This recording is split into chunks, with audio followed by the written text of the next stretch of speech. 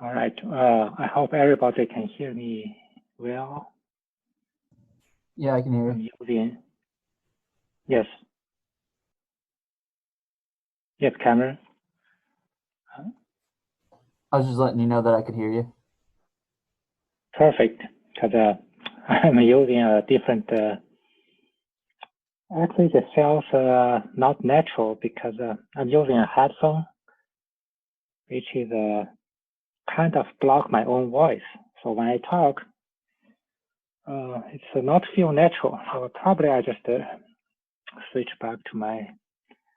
Let me switch back.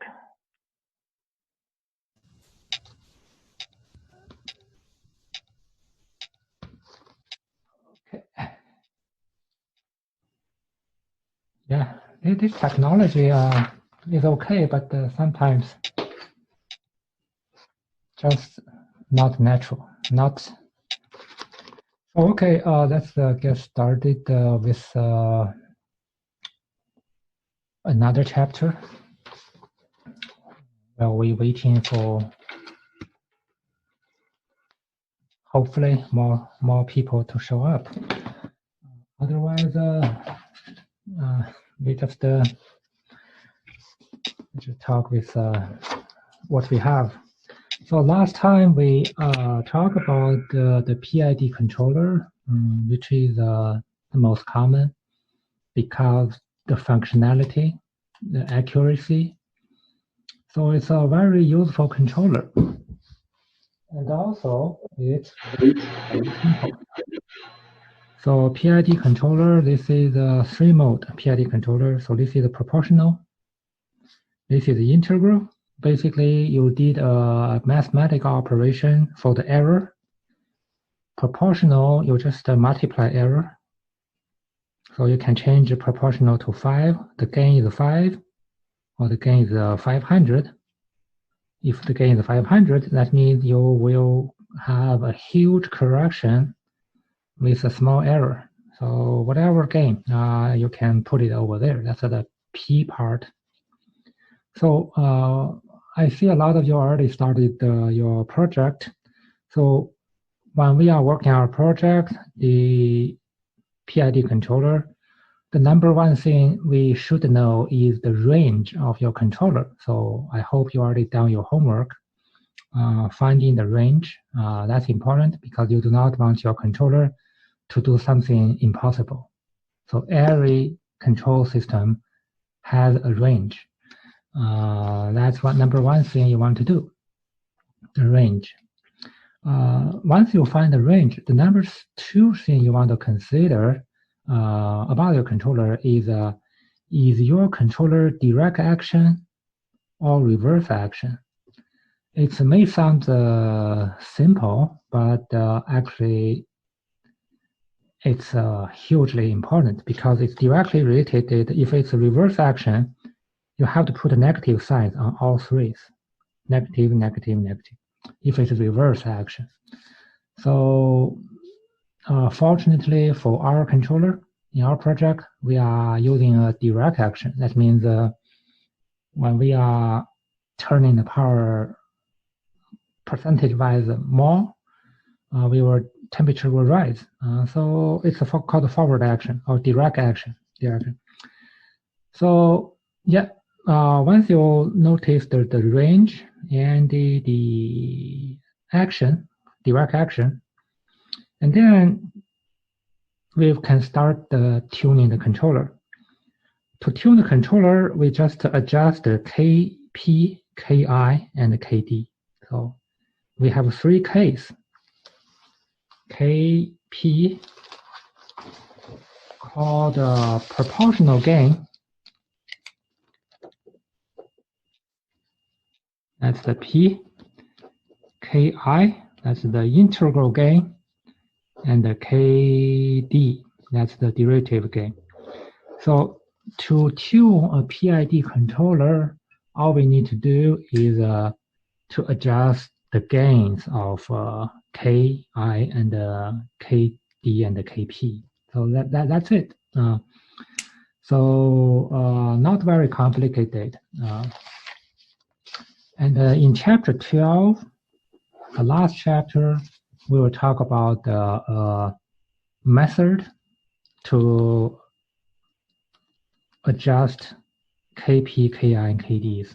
There, over the past 50 years, people invented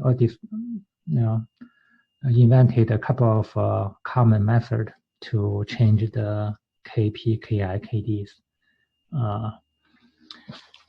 All right, let's look at today's topic. Today's topic is the analog controllers. So before, the computer costs only $1. So today, computer is we taken for granted because it's very inexpensive. But 50 years ago, when we talk about a basic computer, we are talking about $1 million equipment, the size of a small house. So obviously, in those days, we had no choice but build the analog.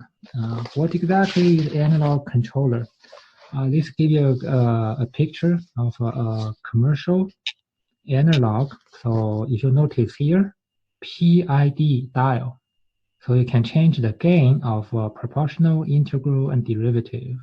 And there's also on-off switch. So the side panel basically controls the PID.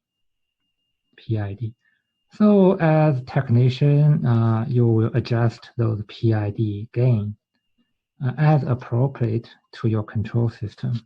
And on the front panel, there are some meters, some set points. So that's what you need to adjust. Again, the set point has to be within the range. You do not want your controller to do something impossible. So you will set your set point within the range of your control system.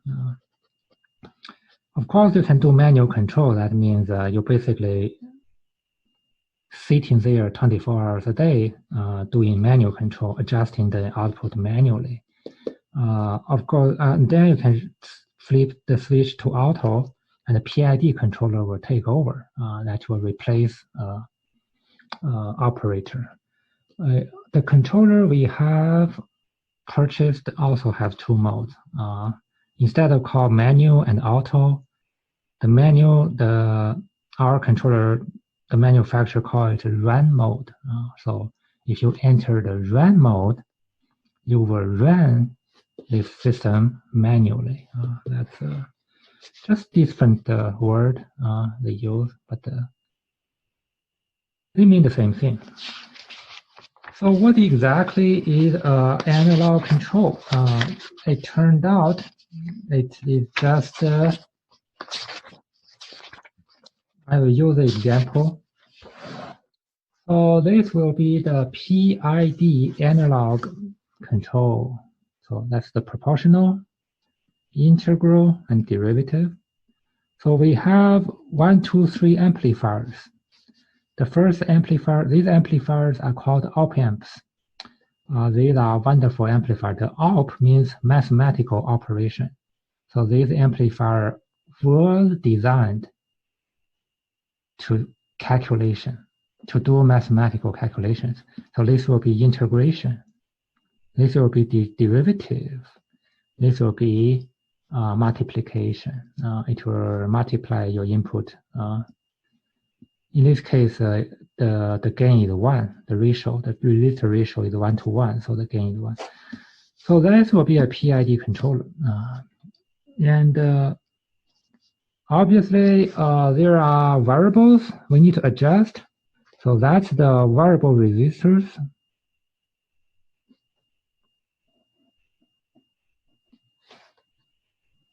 The variable resistors. So this is a proportional gain, integral gain, and the derivative gain. So PID controller, the gain of each portion can be varied by these variable resistors. That variable resistor will be exactly the variable resistors you manually adjust on the side panel. So you have a P. This is resistor you are changing. and you have I, and that will be the second resistor Ri you are changing, and the D. I may change my mind to change that proportional into here, but here is the same. So here is more of a change in the gain just for the proportional. But the author put the variables here. So when he changed the gain, he changed the gain for the whole system. That is implied by this equation. This equation right here.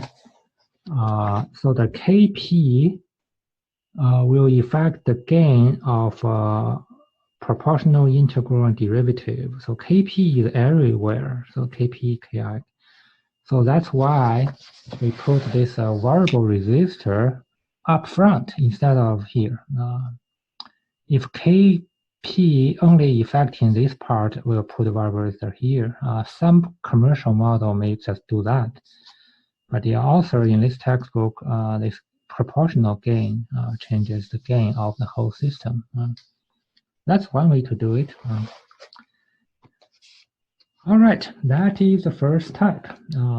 Analog PID controller, no computer. Actually, this is the way we do it in the 50 years ago. Does it work? Yes. That's how the torpedoes finding the targets, right? That's why how the guided missiles hit our target. Yeah, it does work. Obviously, it works because the PID controller will automatically guide. It's actually this whole control theory is first developed, like many technologies, by the militaries because we want to find, we want to build machines, not machines, weapons. And then it later find civilian, find uses in the civilian side, but it's all started military. So that's our first analog PID controller. The second PID controller, analog PID controller, is a pneumatic. Well, that is actually before. You may think this is old. Well, this is actually pretty new. Op amps is a new technology. You don't have op amps if you go back, for example, 50 years. During the Second World War, you probably will not find op amps. I'm not sure about that time. Or if you have op amp is very expensive. Just like 30 years ago, computers are very expensive. Yeah, 50 years ago, op amps, or 60, 70 years ago, during the Second World War, 70 years ago, if I may say, these systems are very expensive if it does exist. It may not exist at all. So at that time, we still want the PID control because people, in theory, find if we can build a PID controller, our weapon, our missile can hit the target extremely accurate. So, so the engineers start working to build a PID controller without even have electronics. They build a pneumatic PID controller. So this is what a pneumatic PID controller looks like. So input is pneumatic pressure, output is pneumatic pressure. And the set point is also pneumatic pressure. So everything is pressure. So that's pneumatic controller. For example, if I want to set my temperature to 70 degrees, instead of changing variable resistance, I change the pressure here, which represents 70 degrees. And then my controller output will be another pressure. This pressure will control, for example, how much fuel will enter the furnace. So I will change my set point, my controller will start working, and the sensor will go back to here. So it's a closed loop control. The sensor will also be pneumatic. So I want 70 degree. And the sensor says 60 degree right now. So then my controller will start, the PID controller will start working and send an output signal, also pressure, to put more fuel into furnace. So the furnace will start working overtime to increase temperature to match 70, and then the controller will be stopped at whatever output hold value. So the furnace will burn just the right amount of fuel. So the room temperature will be 70, and the measured will be also 70. So these two will be equal. So there is no error. So this is error. The error will go to proportional. This is proportional. This is the integral. This is the derivative. So there is three chambers. Each of these little chamber is built to do a mathematical calculation. So these two combined together will do the proportional control. This chamber with this will adjust the proportional, the integral gain. So integral is adjustable, so does derivative. So derivative is also adjustable. Integral, derivative, proportional is also adjustable. Proportional also adjustable by the area. I would say the area of those two chambers, relative area. So if you double the size of here, or reduce the size of here, you will increase or decrease the proportional gain.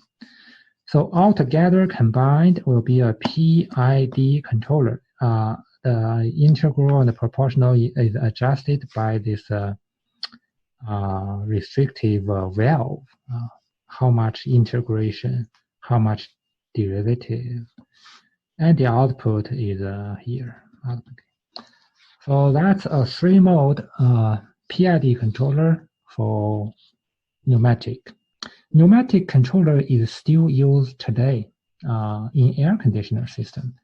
So for example, the air conditioner, you have I forgot what it's called. It's called the TXD. I forgot the name. There is a pneumatic controller inside to actually control how much freon is pumped into the cooling unit. So your house will have the right amount of cooling depend on the temperature measured. So that's a pneumatic control system. Whether or not it's a PID controller, I don't know. I probably they have a P, maybe have I, may not have derivative, or maybe P only, or PI. I don't really know, but that's a pneumatic controller. So the temperature will be a capillary tube. Capillary tube will convert temperature into pressure. So that is the air conditioner. Capillary tube measure temperature right here, somewhere. The temperature, and then the set point is also pressure set point. And then the pneumatic controller will adjust another pressure as output to control a little valve. This output will control a needle. The needle will move in and out, so the right amount of freon will go through. So that's actually still being used today. What is the advantage of this one? Huge advantage. Simple, right? It's first, it's simple. Second, no electrical needed. It's so simple, no electricity is needed. A lot of people just forget about it. Yeah, it just works inside your air conditioner unit. All right, last part is we will do an example of design a PID controller. So that's the last part. Let's design one of those PID controllers. That will be example 9. For example 9, we will design a PID controller like this, electrical analog PID controller. So, so when we design, what exactly we want to do is this will be given. So you have to provide this. Ki, Kp, Ki, Kd. These have to be given. And once we given this, we will find out all the resistors, all the capacitors. So there are so many resistors, so many capacitors. So that's the example. So this example says a temperature control system has a Ki, Kp, and Kd. So that is given. Kp, Ki, Kd. And also given is the sensor will be 0 to 4 input, and the output controller will be 0 to 8. That's the output voltage. So input voltage here, output voltage here, also given input and output. So that is all we need to know. And then the author will go through 1, 2, 3, 4. We will skip the details. I will just go to the results. So the author will choose R1 will be 10K, R2 will be 48K, R3, these R, let's assume these are all 1K. It doesn't matter, 1K. R, the author didn't see R, but R will be the same resistor, 1K. So 1K. We have a couple of 1Ks. And Ci will be 10 micro. And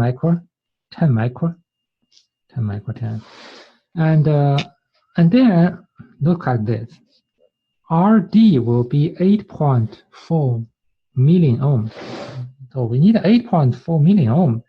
And if you work on electronics, you realize 8.4 million ohm resistor is extremely difficult to find.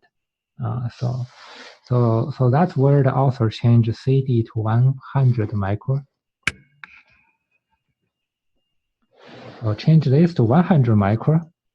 If we change CD to 100 micro, then RD, instead of 8 million, it will be 800K. So we will have 800K here. So that's the design process. It's very simple. People have figured it out 50 years ago, because maybe even earlier, because people are fighting the war, people are dying in the front, so the pressure is huge to figure everything out. We can design something better. So that's already figured out, picking whatever resistance. Also, this part is also figured out.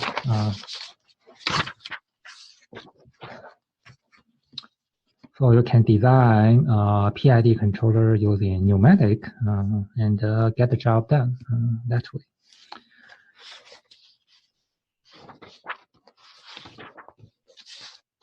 So the last topic I want to talk about is, in the real world, the control engineers do not use these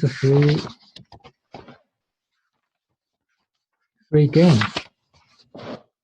So we want to know Ki, we want to know Kp, we want to know Kd.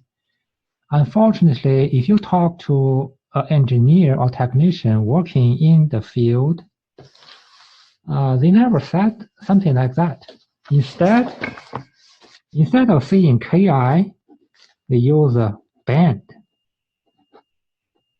Instead of say ki, instead of say kp, they use a band, proportional band. So they don't say ki, they don't say kp, they say proportional band. What is a proportional band? That's the definition of proportional band. Instead of saying ki, they say integral time.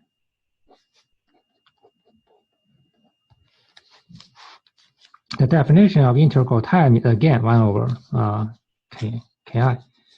Instead of kd, they said the derivative time, which is kd. Finally, we don't have to do a math calculation. So kd is the derivative time in seconds or minutes.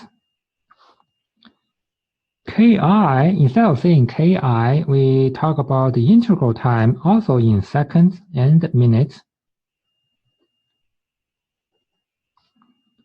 And kp will be band percentages, so 10% or 50% percentages. So if the kp, the gain is 2, the band will be 50. Band will be 50. 50%. The band will be 50. So it takes a while to get used to this kind of terminology instead of kp, ki, and kds. So now the controller we use in our project, you noticed we use band. So band is adjustable from 0 to 9,999.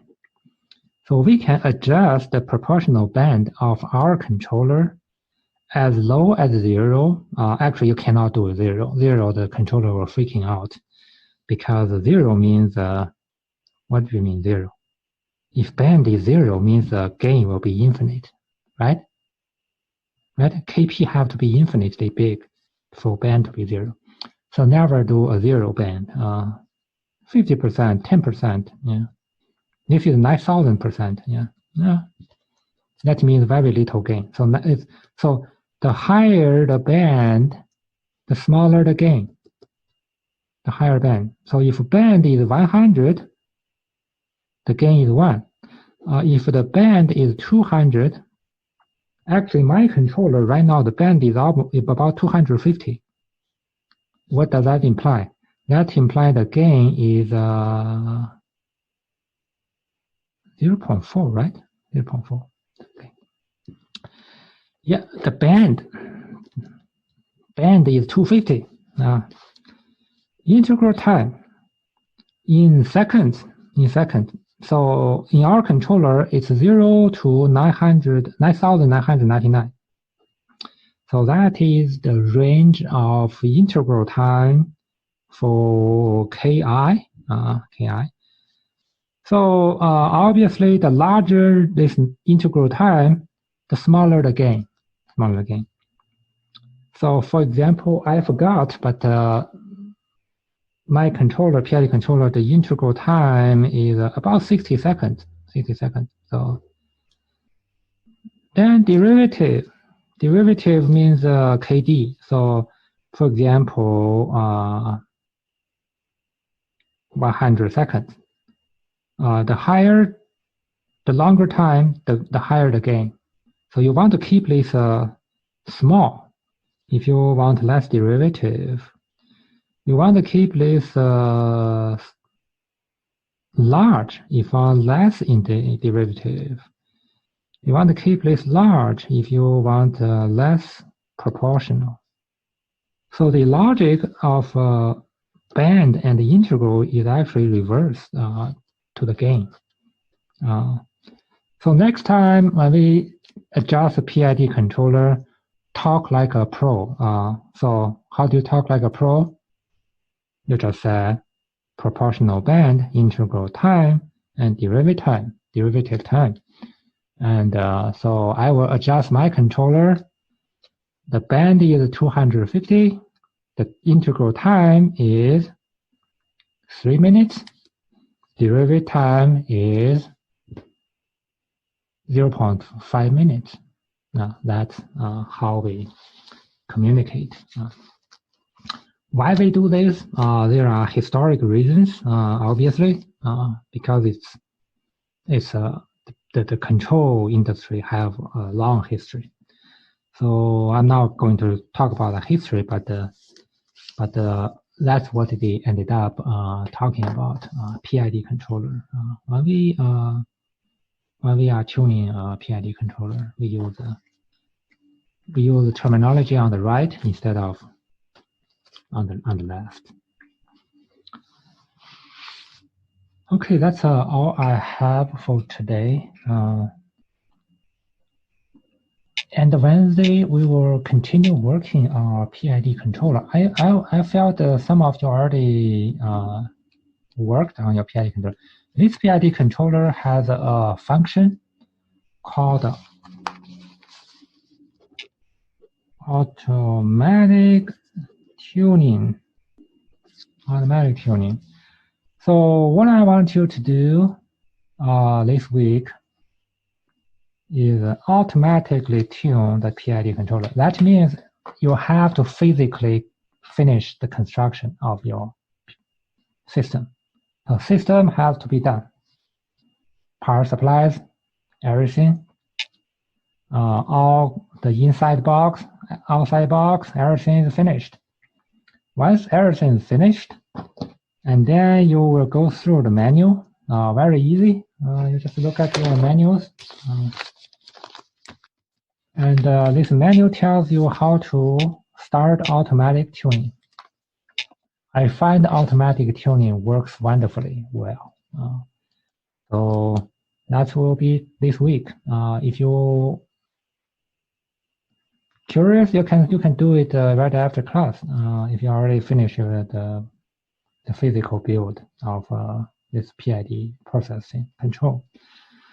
So you can do the automatic tuning. Automatic tuning the controller, the computer actually. So that's also our second topic. The analog controller is great, but just like everything else, we switched over to computer-based PID controller. So we have 2 more chapters. So next week, we'll talk about computer-based PID control. And last topic will be talk about how we can tune a PID controller. Yeah, our controller has an automatic. The computer is so smart it can tune automatically. But in chapter 12, we will talk about how to tune the PID controller the old-fashioned way. Okay. All right, that's all I have for this week. And let me see. Okay, I have 5 students, 4 students showed up. All right, anybody have any comments, questions before?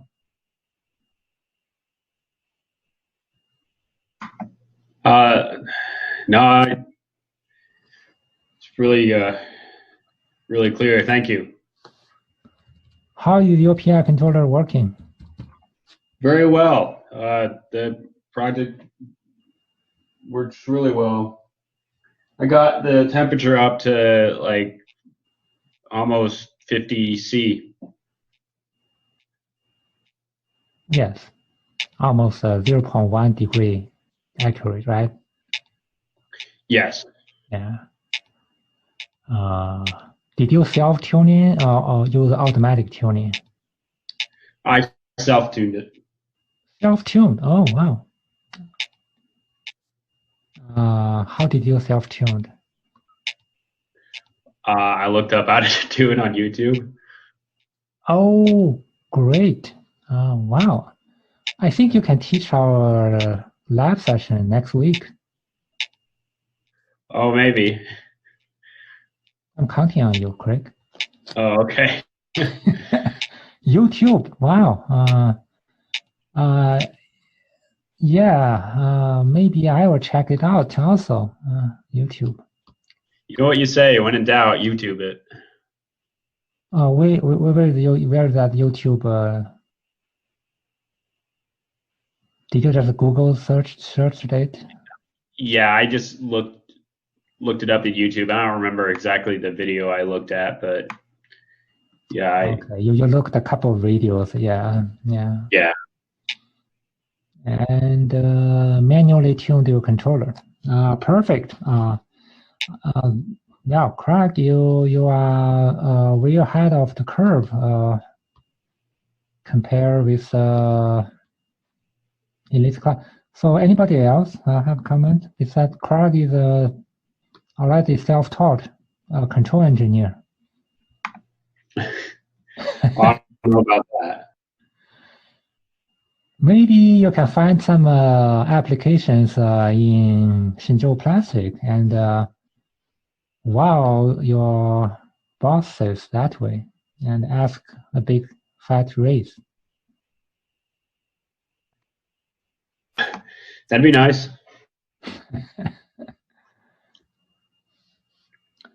Don't listen to me. I'm not good giving that kind of career advice. Anyway, all right. Anybody else before you stop? Very good comments, Craig.